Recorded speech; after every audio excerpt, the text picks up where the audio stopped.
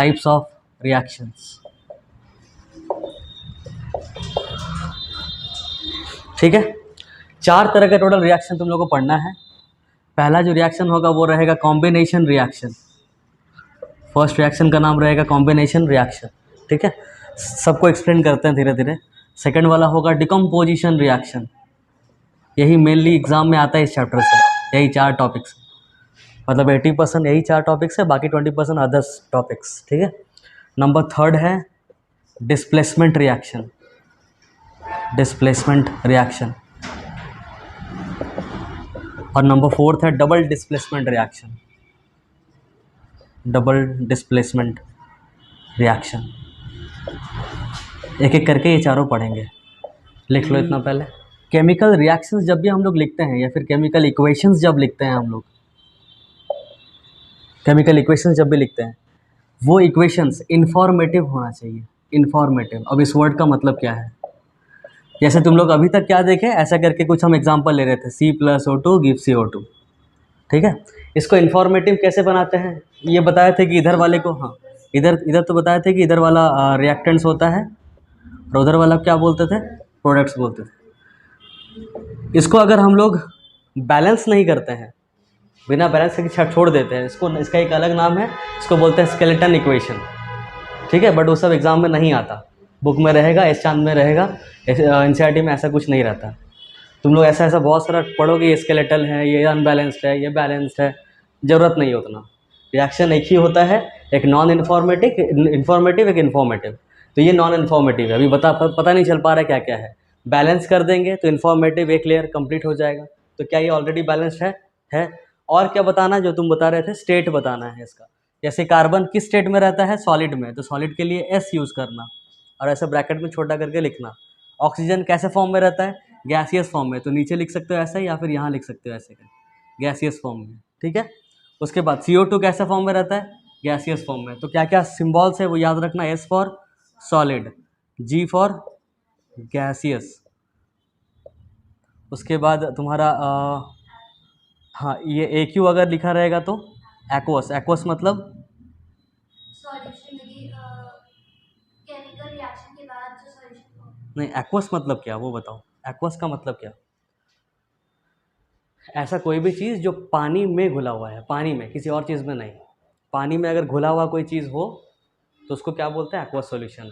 जैसे अगर तुम लोग नॉर्मल टैप वाटर लिए, उसमें चीनी घोल दिए तो चीनी का क्या बन गया, एक्वस सॉल्यूशन। नमक घोल दिए तो नमक का क्या बन गया, aqueous solution. Aqueous solution of what, aqueous solution of नमक। इसका मतलब नमक को पानी में घोला गया है। बात समझ में आ रहा है। अगर उसी नमक को केरोसिन में डाल दें तो क्या उसको एक्वस सॉल्यूशन बोलेंगे, नहीं, वो सॉल्यूशन है, सॉल्यूशन ऑफ नमक इन केरोसिन, ऐसा बोलना पड़ेगा अलग से। बट पानी के लिए अलग नाम दिया गया एक्वस, एक्वा, एक्वा मतलब वाटर होता है। तो बोलेंगे सॉल्यूशन ऑफ एनी सोल्यूट, ये सब तो पता होगा ना, सोल्यूट, सॉल्वेंट। सोल्यूट मतलब जिसको घुला, जिस पे डाल रहे हैं, जिसको डाल रहे हैं, और जिस पे घुल रहा है वो है सॉल्वेंट। जैसे ये है पानी मान लो, इसमें नमक डाल रहे हैं दाना दाना, तो ये जो नमक है ये सब क्या है, सोल्यूट है, और ये पानी पूरा क्या है, सॉल्वेंट। और ये दोनों मिला के क्या बनता है, सॉल्यूशन। तो वही लिख रहे हैं हम यहाँ पे, solution of any solute dissolved in water, उसको क्या बोलते हैं हम लोग, एक्वस, AQ। अगर कहीं L लिखा रहे तो लिक्विड है। लिक्विड और एक्वस में डिफरेंस है कि नहीं, समझ में आ रहा है कैसे। लिक्विड मतलब नॉर्मल लिक्विड, वो कोई भी लिक्विड हो सकता है, केरोसिन एक लिक्विड है, अल्कोहल एक लिक्विड है, पानी खुद एक लिक्विड है, सब चीज़ जैसे H2SO4 कोई एक एसिड ले लिए, वो लिक्विड फॉर्म में है तो वो लिक्विड कहलाएगा। बट उसी एसिड में थोड़ा सा पानी मिला दिए तो अब वो क्या बन चुका, एक्वस बन चुका। दोनों में डिफरेंस समझ में आ रहा है, लिक्विड और एक्वस में। ऐसा ऐसा और सारा कुछ कुछ चीज़ है, जैसे कि हाँ एक है तुम्हारा ये वाला, PPT नहीं लिखते हैं, ऐसा लिखते हैं। जैसे मान लो ये अगर ऊपर एरो दे रहे हैं, इसका मतलब है हीट रिलीज हो रहा है। ठीक है, अगर नीचे एरो ऐसा दे रहे हैं, इसका मतलब क्या हुआ है, PPT बना है, PPT का सिंबल ये वाला है। ठीक, अगर ट्रायंगल बना रहे हैं तो ट्रायंगल का मतलब हीट निकल नहीं रहा, मतलब निकल नहीं रहा, हीट गिवन, मतलब रिएक्शन में हीट दिया गया, इसको जनरली यहाँ दिखाते हैं। इसका मतलब है हीट दिया जा रहा है रिएक्शन करवाने के लिए। ठीक है, और एक ऐसा होता है कि मान लो रिएक्शन अपने आप हो गया, कुछ बना और साथ में बहुत सारा हीट भी निकला, तब इसको ऐसे दिखाते हैं, ऐसे करके ऐसे। ठीक है, ये वाला जो सिंबल है ये दो चीज़ के लिए यूज़ होता है, एक हीट रिलीज या फिर कोई ऐसा अगर हीट रिलीज दिया गया तो प्लस करके ऐसा लिखा रहेगा। ठीक है, और अगर नहीं दिया हुआ है ऐसा गैसेस लिखा हुआ है और उसके बाद बगल में ऐसा लिखा हुआ है, इसका मतलब इसका सिंबल क्या हो जाएगा कि कोई गैस है जो उड़ गया, evolution of gas, evolution of gas. ये दो चीज़ के लिए यूज़ होता है। कैसे दिखाते हैं दोनों चीज़ को, अगर कोई भी चीज़ है जैसे गैसियस चीज़ है उसके जस्ट बगल में ऐसा एक एरो दे दिया जाए, इसका मतलब वो दिखा रहा है कि ये उड़ जा रहा है। कोई बीकर है जिसमें हाइड्रोजन गैस निकल रहा है जो कि उड़ जा रहा है, तो ऐसा दिखाएंगे। बट ऐसा है कि हाइड्रोजन गैस उड़ नहीं रहा है, साथ में कोई हीट निकल रहा है, तो ऐसा दिखाएंगे। ठीक है, ओके, ये पीपीटी हो गया, ये हीट गिवन हो गया। और कुछ याद आ रहा है तो बताओ। पीपीटी मतलब प्रेसिपिटेशन, प्रेसिपिटेशन इसका मतलब क्या है बता रहे हैं। देखो जैसे मान लो एक कोई भी नॉर्मल वाटर ले लिए, ठीक है, उसमें बहुत ही फाइन पार्टिकल्स अगर इसमें ऐसा ऐसा सस्पेंडेड है, मतलब घुला हुआ है पूरे पूरे पानी में, जो कि सेटल भी नहीं होगा थोड़ा देर बाद, ठीक है, उसको बोलते हैं पीपीटी, प्रेसिपिटेशन। बस याद रखो इतना ही। अगर इसको ऐसे लिखना होता रिएक्शन को, अगर ये सब नहीं होता तो ऐसा लिखना पड़ता, carbon in solid form is reacting with oxygen in gaseous form gives carbon dioxide gas, पूरा CARBON dioxide gas in gaseous form, ऐसे करके पूरा लिखना पड़ता। उसके जगह में हम लोग सारा चीज़ फास्ट फास्ट फास्ट फास्ट लिख रहे हैं सिम्बॉल्स के मदद से। ठीक है, तो पहला तो यही है कि टाइम कंज्यूमिंग नहीं है। जब बड़ा बड़ा चीज़ जैसे केमिस्ट लोग बहुत सारा वो लोग एक्सपेरिमेंट्स करते हैं, रिएक्शंस लिखते रहते हैं, तो लोगों के लिए ये टाइम कंज्यूमिंग नहीं होता है, कन्वीनियंट होता है। दूसरा क्या है कि ये मोर इन्फॉर्मेटिव होता है। इन्फॉर्मेटिव इसलिए क्योंकि सब चीज़ पता चल जाता है कि टेम्परेचर कितना हुआ है, कितना हीट रिलीज़ हुआ है, कौन कौन सा स्टेट में है सब चीज़, कौन कौन रिएक्टेंट है, कितना कितना मोल लिया गया है, सब चीज़ पता चल जाएगा। इतना समझ में आ गया? लिख लो, हम लिखवाते हैं फिर उस चीज़। How chemical, how writing chemical formula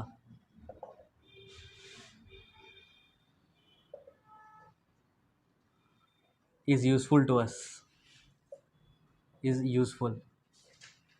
कैसे यूज़फुल है? पहला चीज़ लिखना, it is convenient to write,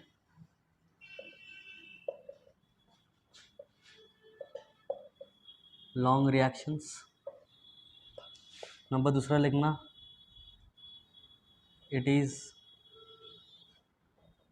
not time consuming,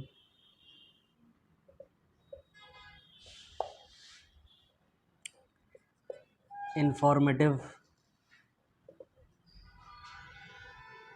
way of writing chemical equations,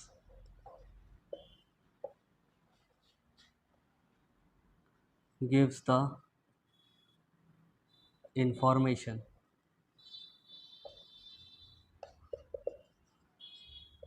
gives the other information regarding the reaction। Number 4 में लिखना, we can determine, या फिर we get लिख लो, we get number of moles, relative mass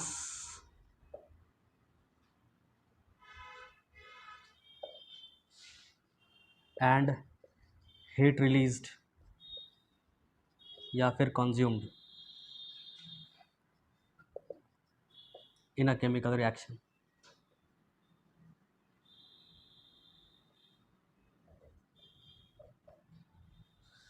पांच एक और लिख लो।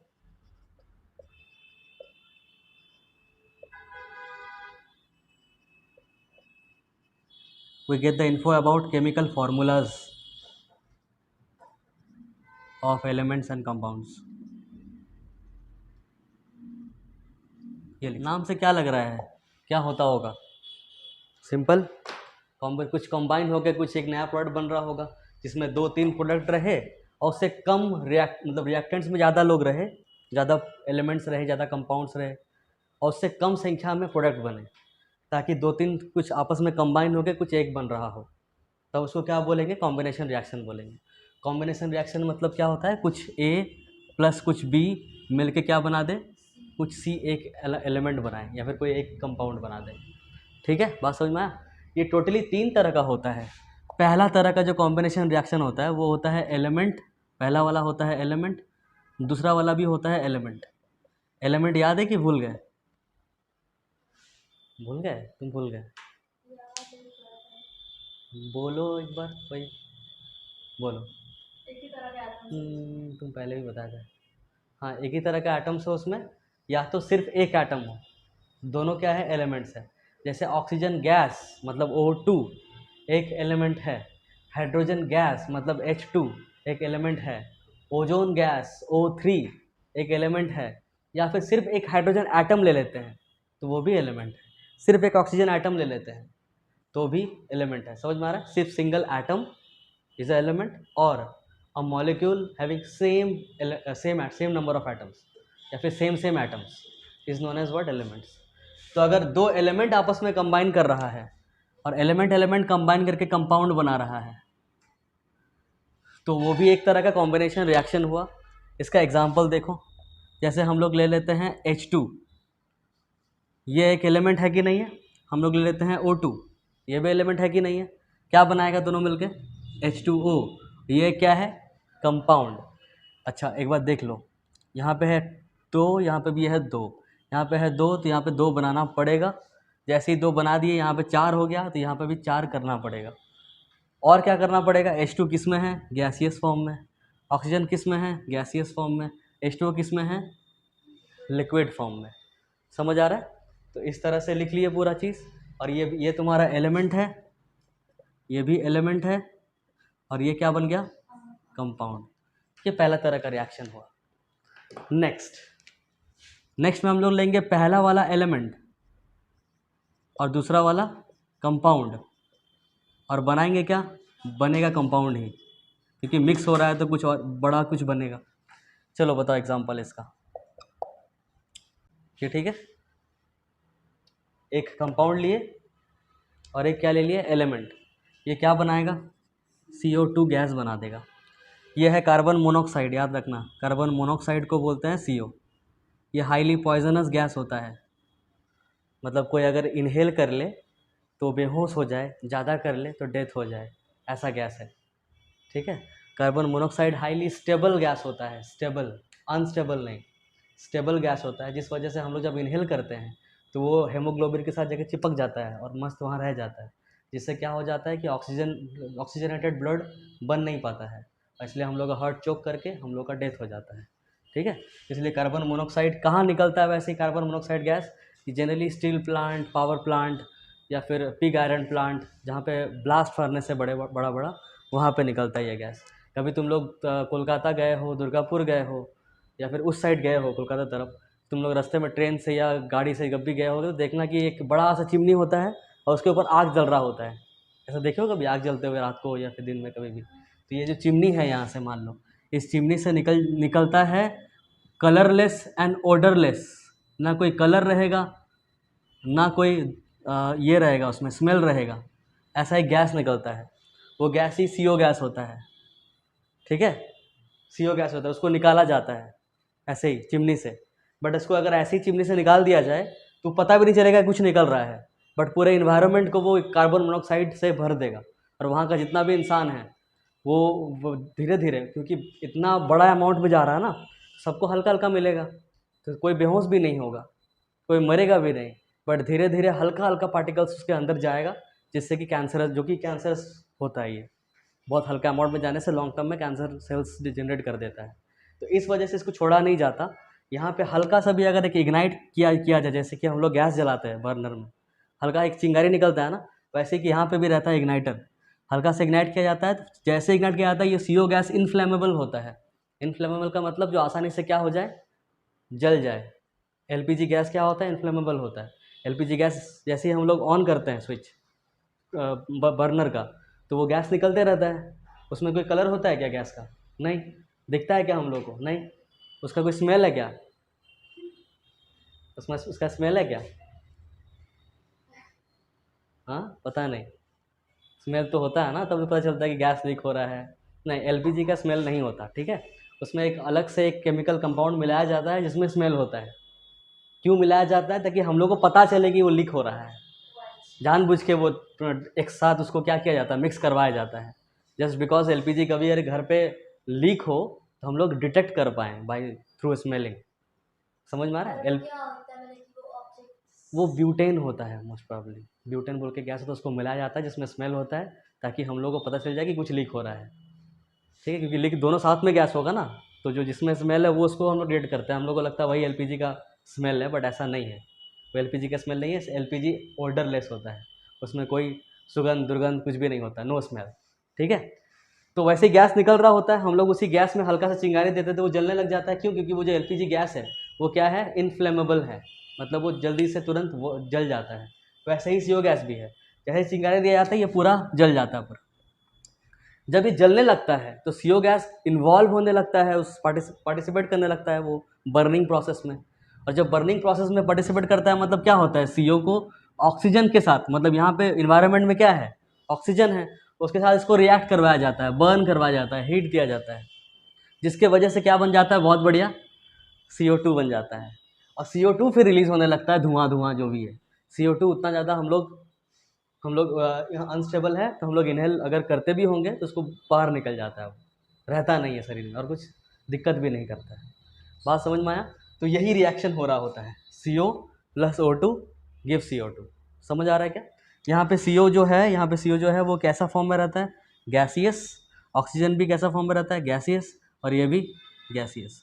ये रिएक्शन खुद से होता नहीं है, इसलिए हल्का से इसको देना पड़ता है हीट, बट वो बहुत कम हीट होता है, इसलिए इसको लिखा नहीं जाता है।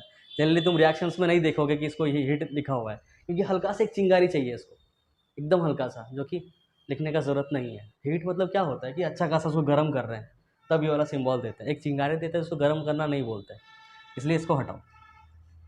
ये समझ में आ गया? तो ये एलिमेंट है, ये ये कहाँ गया, ये एलिमेंट है, ये कंपाउंड है, और वहाँ भी क्या निकला, कंपाउंड निकला, ये भी कंपाउंड है। चलो 2 लिख लो पहले, फिर थर्ड चेक करते हैं। 2 कार्बन 2 कार्बन, सही है। 2 ऑक्सीजन 2 ऑक्सीजन 4 ऑक्सीजन, 2 और 2 4 ऑक्सीजन, सही है, बैलेंस्ड हो गया। ये लिख लेना 2 और 2। नंबर थर्ड में लेंगे कंपाउंड प्लस कंपाउंड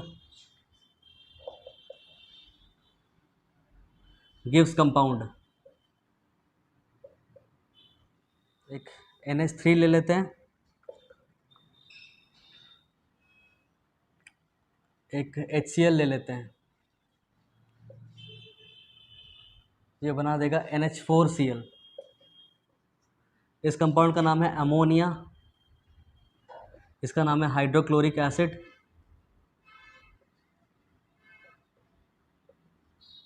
इसका नाम है अमोनियम क्लोराइड।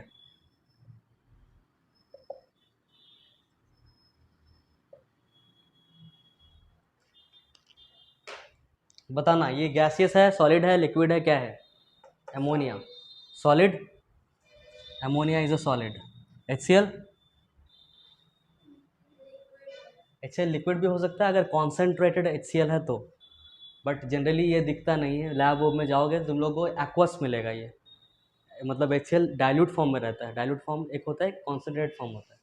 कॉन्सेंट्रेट का मतलब जो निकाला गया मिनरल्स, मतलब अर्थ क्रस्ट से निकाल के एकदम एग्जैक्टली उतना ही है, उसमें एक ड्रॉप भी अगर हाथ में डाल दो तो आर पार हो जाएगा हाथ, हड्डी उड्डी जला के, वो है कॉन्सेंट्रेटेड HCl, ठीक है।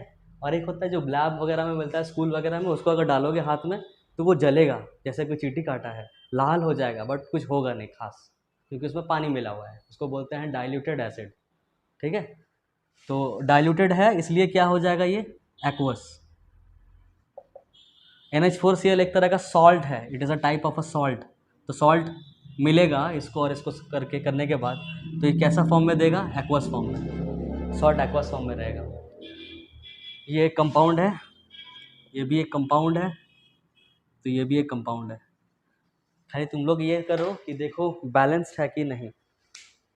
कॉम्बिनेशन रिएक्शन का अगर डेफिनेशन है तो क्या लिखोगे,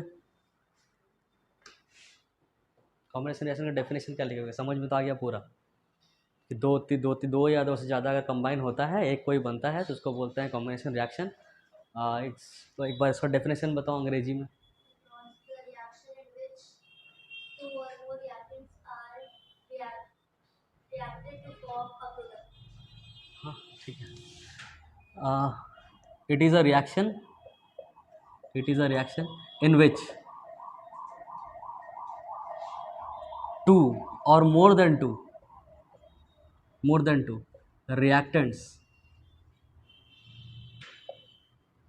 react या फिर reactants combines to each other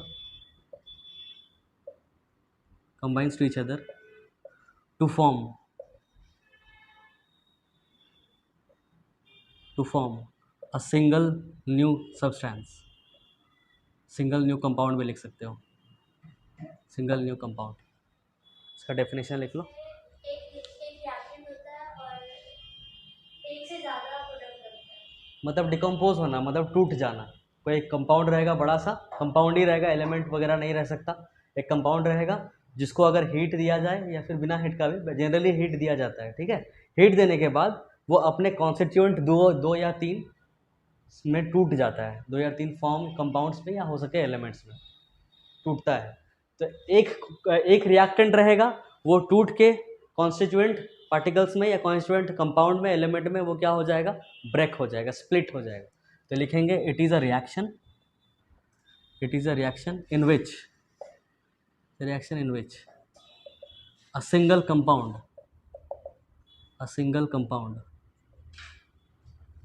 breaks into.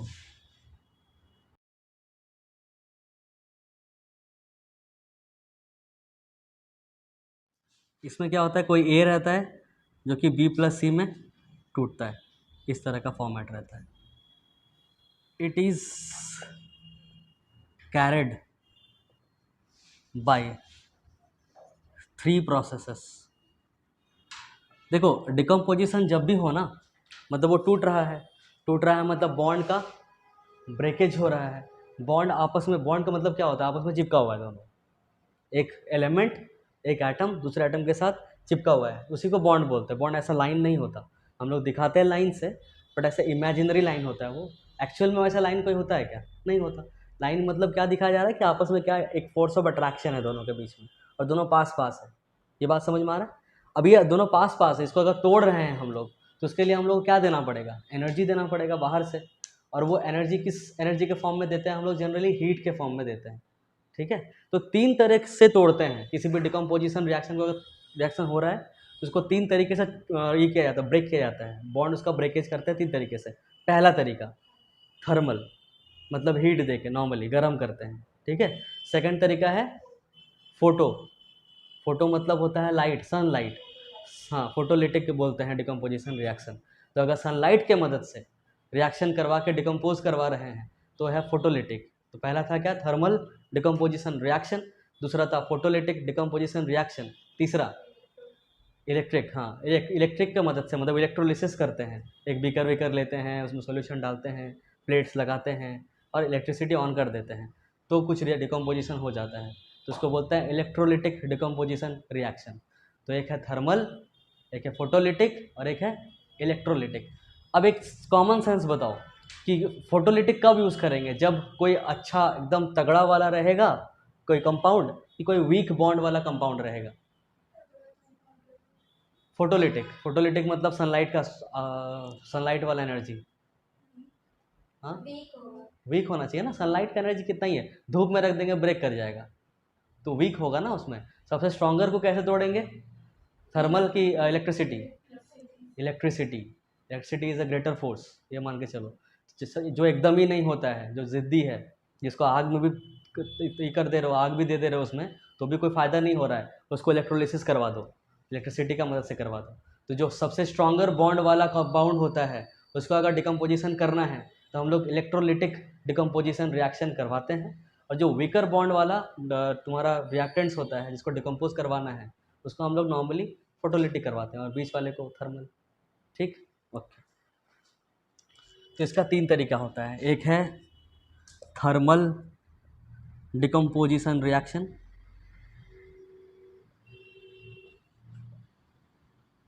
दूसरा है इलेक्ट्रोलिटिक. ऑर्डर में ही लिखना. अच्छा, ऑर्डर में नहीं हुआ क्या, नंबर 3 लिखना फोटोलिटिक. जगह होगा तो ब्रैकेट में लिखते जाना, by the by presence of heat,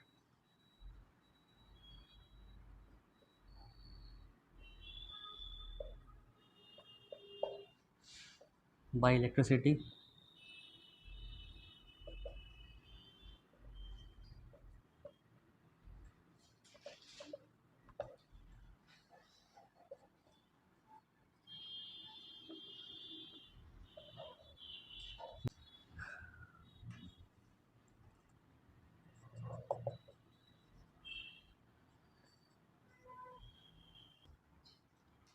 thermal decomposition reaction.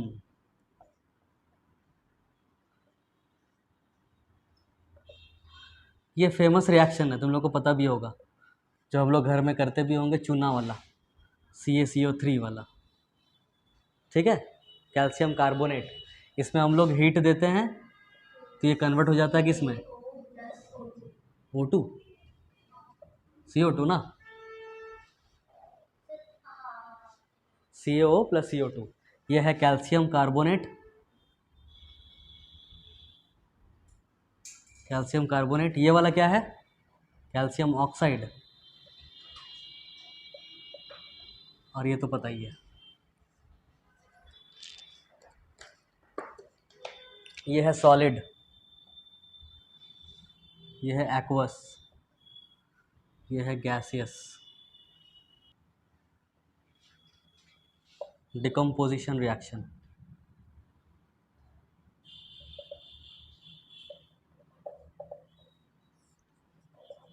इसमें कुछ भी लेना पड़ेगा, वो एक आयनिक बॉन्ड वाला होना चाहिए। तुम लोग लिख रहे हो क्या? जो सनलाइट होता है ना, उसमें जो एनर्जी होता है, हीट एनर्जी, उसका फॉर्मूला होता है एच म्यू।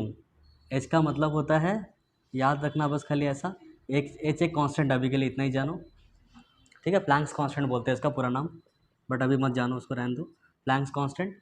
और म्यू का मतलब होता है फ्रीक्वेंसी, फ्रीक्वेंसी ऑफ सनलाइट से जो फ्रीक्वेंसी आ रहा है उस वो, और उसका प्लैंक्स कांस्टेंट को मल्टीप्लाई अगर करते हैं तो वो कितना एनर्जी दे रहा है वो सनलाइट, वो पता चल जाता है।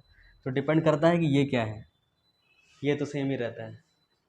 तो ऐसा लिख लिख लेना बस, जब जब भी ऐसा रिएक्शन लिखना सनलाइट वाला है, ऊपर ऐसे लिख लेना सनलाइट, और नीचे लिख लेना E=H म्यू, ये रट जाओ एक तरह से, ठीक है। ज़्यादा डिटेल्स में नहीं जाएंगे, प्लैंक्स कांस्टेंट क्या होता है, उसका वैल्यूज़ क्या होता है, नहीं जानना है अभी। इसके बारे में जानेंगे फ्रीक्वेंसी, तो बार बार लाइट चैप्टर जब पढ़ेंगे फ्रीक्वेंसी क्या जानेंगे, बट एच नहीं जान पाएंगे अभी, फालतू का दिमाग नहीं लगाना। चलो, इलेक्ट्रोलाइटिक डिकम्पोजिशन रिएक्शन जहाँ तक हो गया लिख लिए, बढ़े आगे।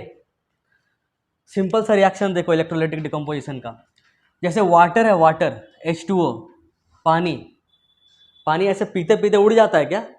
नहीं, डिकम्पोज तो नहीं होता है। धूप में पियोगे तो क्या होगा, पानी उड़ेगा क्या? धूप में पी रहे, पानी पीते पीते कहाँ गया पानी, ऐसा होता है क्या? नहीं, क्योंकि पानी अपने आप में क्या है, स्टेबल है।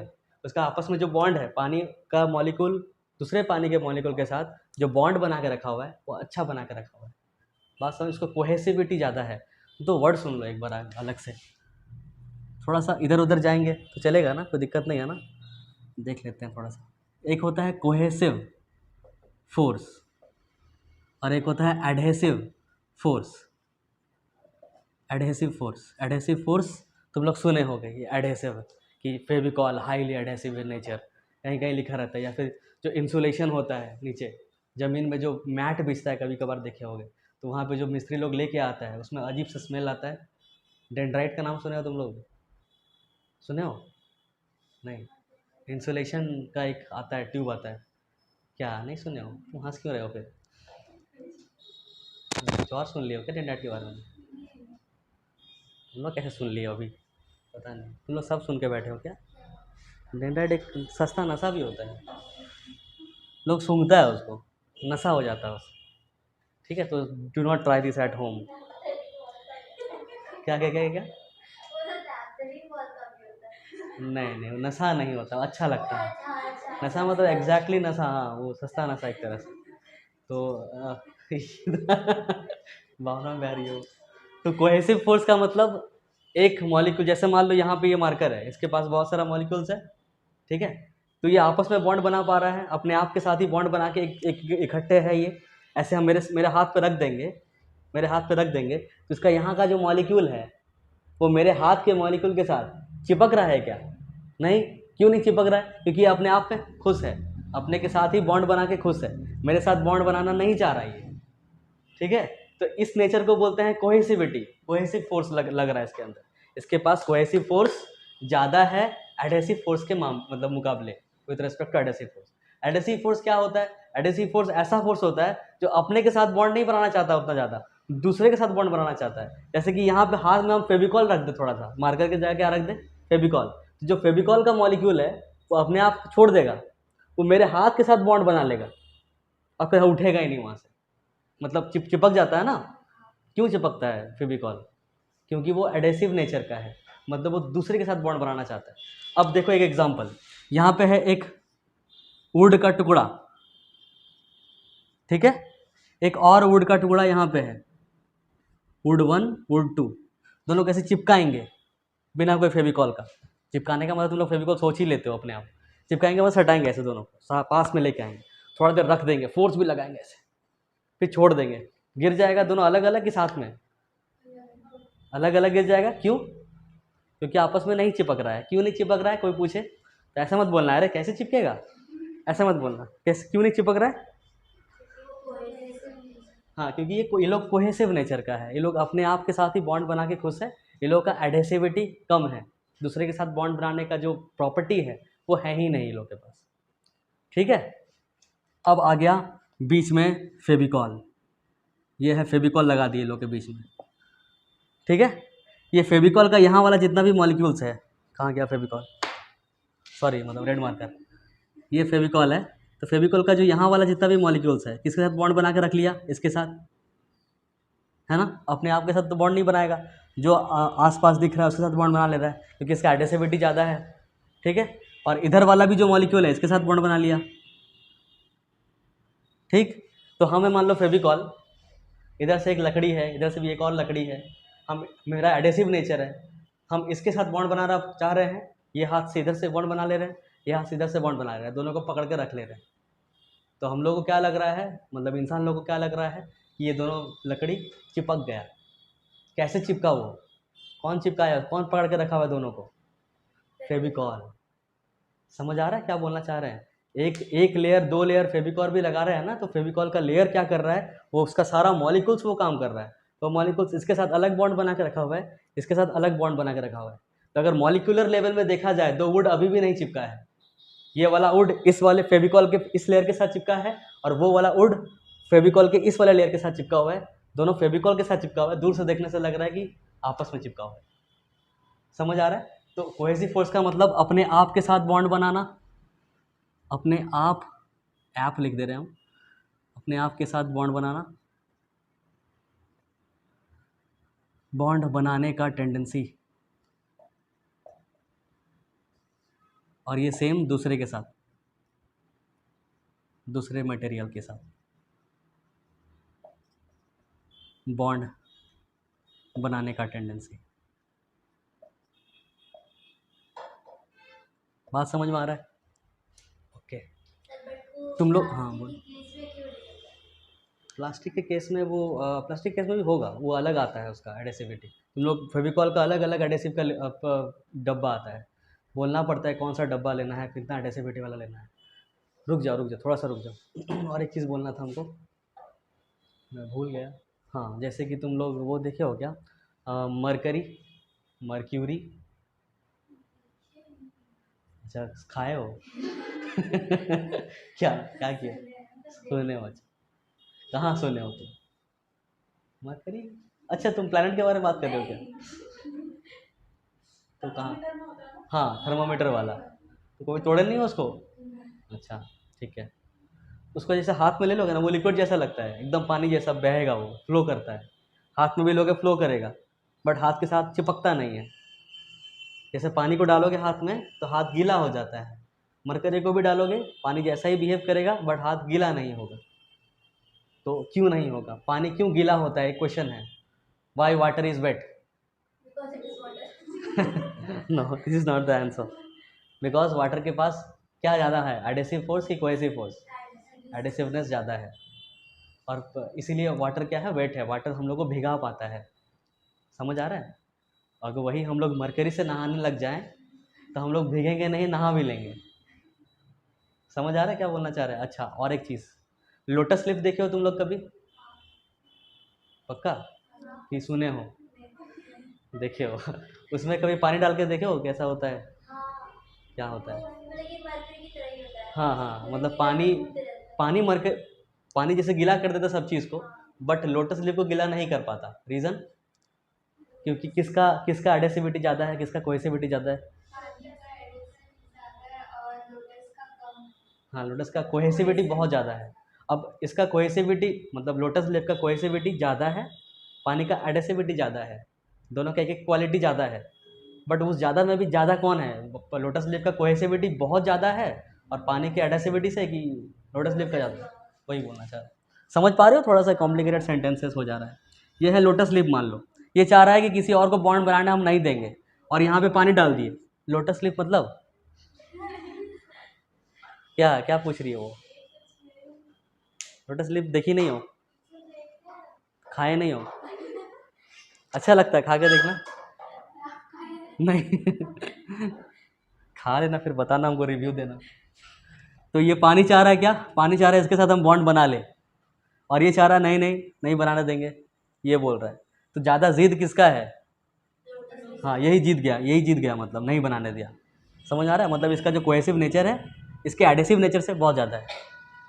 ठीक है, ओके। तो अब से जब वुड को चिपकाया जाता है फेविकॉल से, तुम लोग पेज को भी चिपकाते हो, तो पेज लोग चिपकता है क्या? लोग मारेगा तुम लोगों को, ऐसा बात बाहर मत बोलना क्लास के अंदर तक, ठीक है? चलो देखो, तो हम लोग पानी का बात कर रहे थे। पानी स्टेबल है बहुत ज़्यादा। टाइम हो गया क्या? पानी स्टेबल है बहुत ज़्यादा, तो ये धूप में रखने से टूटेगा नहीं। हीट देंगे तो पानी ही रहता है, वो टूटता है बॉन्ड, बट वेपर में तब्दील हो जाता है, H2O ही रहता है। खाली स्टेट चेंज होता है, झारखंड से बंगाल चला जाता है। नहीं, स्टेट से मतलब लिक्विड से गैसियस फॉर्म में चला जाता है, बट H2 ही रहता है। ये बात समझ में आ रहा है? H2 को तोड़ना है, तो तोड़ने के लिए क्या यूज़ करते हैं हम लोग? Electrolytic decomposition. ये इतना ज़्यादा अच्छा है, अच्छा है मतलब क्या अच्छा है, हम तारीफ क्यों कर रहे हैं? ये इतना ज़्यादा अच्छा बॉन्ड है इसका कि इसको तोड़ने के लिए एक ही उपाय है, इलेक्ट्रोलिटिक डिकम्पोजिशन। इलेक्ट्रोलिटिक सही तो है? अच्छा, उधर वाई आ गया, इलेक्ट्रोलिटिक डिकम्पोजिशन, ठीक। अच्छा, इलेक्ट्रोलिटिक हो गया ये तो, इलेक्ट्रोलिटिक डिकम्पोजिशन, ठीक है। इसका एक और नाम है, बताओ? नहीं, हाँ, बहुत बढ़िया। इलेक्ट्रो मतलब इलेक्ट्रिसिटी, लाइसिस मतलब तोड़ना। लाइसिस मतलब क्या होता है? टू ब्रेक, तोड़ना, ठीक है। किसमें कन्वर्ट हो जाता है ये? H2+O2 में, ठीक है। ओके, नेक्स्ट आ जाओ, लिख लो लिख लो, इसको लिख लो। किधर किधर से फंस रहे हैं हम? वो भी लिख लेना, कोहेसिव फोर्स, एडहेसिव फोर्स। तो फोटोलिटिक, फोटोलिटिक डिकम्पोजिशन रिएक्शन, ठीक है। ये होगा एक एग्जांपल, AgCl। इसको जब हम लोग सनलाइट में रखते हैं, धूप में रखते हैं, ये लिख देना E=H μ, तो ये बन जाता है Ag और Cl2, ठीक है। जो ये सिल्वर क्लोराइड है, इसका नाम क्या है? Silver chloride, silver chloride. ये जनरली वाइट कलर का होता है, ठीक है। मार्केट से खरीद के लाओगे, मान लो सिल्वर क्लोराइड, वाइट कलर का दिखेगा। थोड़ी देर के लिए इसको धूप में रख दो, धूप में रखने के बाद हाँ, वो ग्रेइस कलर का हो जाएगा, ये ग्रे कलर का हो जाएगा। ये है सिल्वर, ये ग्रेइस है, ग्रेइस कलर का हो जाएगा। क्यों? क्योंकि Ag ग्रेइस कलर का होता है, और उसके बाद ये क्लोरीन गैस इवॉल्व हो जाएगा, दैट्स इट। क्या बैलेंस है? नहीं, यहाँ पे एक 2 आएगा, यहाँ पे भी एक 2 आएगा। ये बताओ AgCl क्या होता है? सॉलिड, ये सॉलिड, ये Ag solid, chlorine gas. Homework रहेगा, read up to decomposition reaction. पहला, और दूसरा इंटेक्स्ट सॉल्व करना, इंटेक्स्ट 1 मतलब पहला इंटेक्स्ट। इंटेक्स्ट मतलब पता है ना क्या होता है? हाँ, क्वेश्चंस